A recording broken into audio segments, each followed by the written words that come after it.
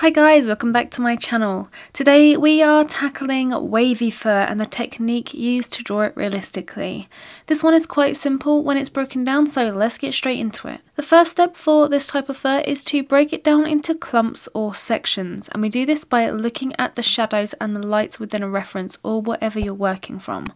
You need to get those clumps down on your paper before going in with any colour or layering. So you just want to plot out simple shapes to form your clumps. Once you've got those in, we can add our base layer, and for this you want to use one of your lightest tones depending on the colour of fur that you're drawing. You want to work in each segment and depict the direction of the fur. That's really important. Wavy fur tends to have a lot of different directions in each segment, even if it's like just a really subtle direction change. This is a really important step, so you want to make sure that you really pay attention and work segment by segment so that you don't overwhelm yourself. With a nice base added all over, take the same colour that you use for that initial base and define those clumps that you sketched out at the beginning. You want to just shade lightly over to define them against one another, so you should be able to see the same shapes that you drew in the very beginning. Next, you want to take a shade darker and work on defining those clumps some more and working into the shadows. Keep shading and building up the layers really lightly and blending out into those lighter areas so you start to form nice sections of fur. With each of these layers, remember you want to work in your fur direction and you want to work in each individual segment, so one at a time. This technique works for both long and short waves, and you just want to remember to lengthen your fur lines for long fur and vice versa for short fur. As well as working into the shadows with this colour, you also want to start adding light layers into the lighter parts of your fur so that you get this nice even blend and you start to bring texture and structure to the whole area. Take a shade darker and do exactly the same process as before, working into those shadows, and you really want to start hyping up the contrast so you get that nice natural wavy look. I like to add in a mixture of fur lines and shading at this point to just soften up the area, and by now you should be able to see the benefit of dividing the fur up into clumps. It's a much easier way to work and is so much less confusing than looking at it as a whole and looking at all of these different directions and getting a little bit confused as to where you kind of want to go. At this point, I also like to soften up the whole thing with some lighter tones and add in any subtle shade changes. With wavy fur, you often find both warm and cool tones together, so this is when you would start to depict them by using a soft glazing technique, just lightly shading over certain areas and very subtly altering the tones. Add in some blues or purples for cooler tones, and you want to use pinks and oranges where you can see a warmer tone. So you want to shade those specific tones down where you can see a tone shift. If you find it difficult to identify a tone shift, an easy way to identify would be to turn your image black and white, or even better to use a colour picker. There's a great iOS app called Arty and various other ones on Android devices which are absolutely brilliant for this, so get a hold of one of those if you are struggling in this area.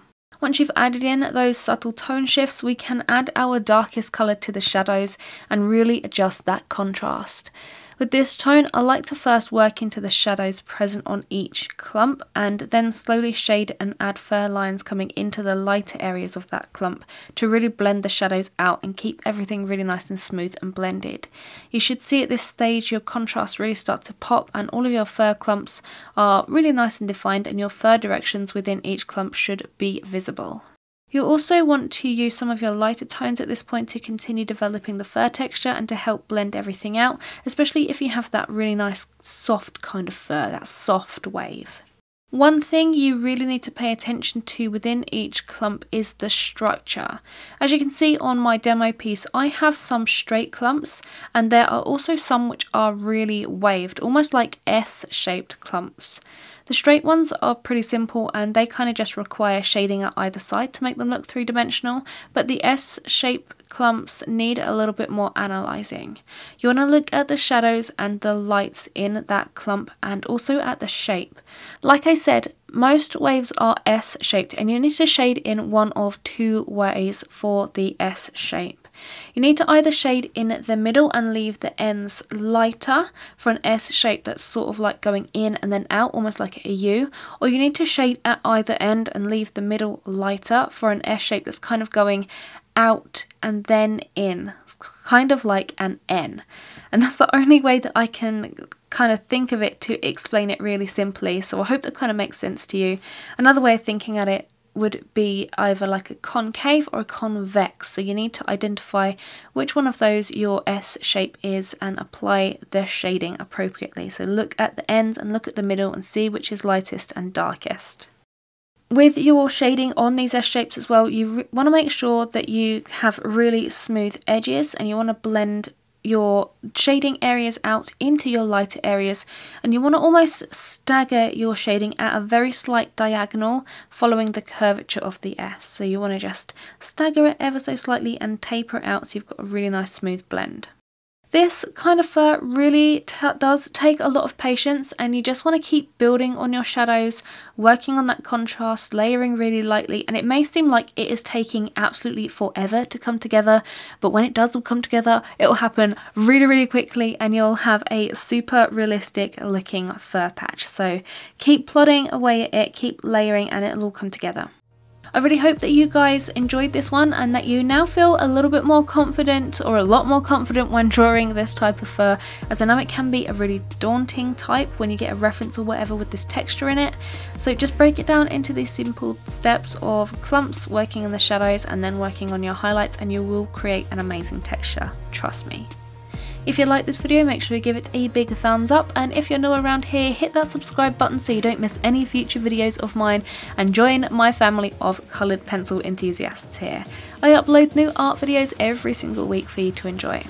Thanks for watching, and I will see you next week. Bye!